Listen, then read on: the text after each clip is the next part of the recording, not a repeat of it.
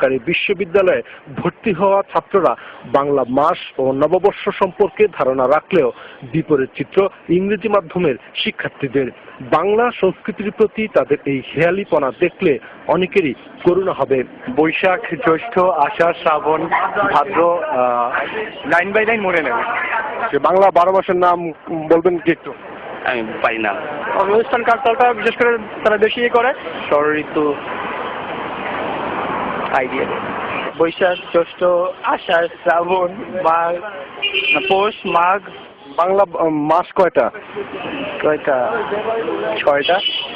বৈশাখ, জ্যৈষ্ঠ, আষাঢ়, শ্রাবণ, মাঘ, ফাল্গুন। সরি, এখানে বাংলা কোনো মানে প্রশ্নই ওঠে না আমাদের এখানে।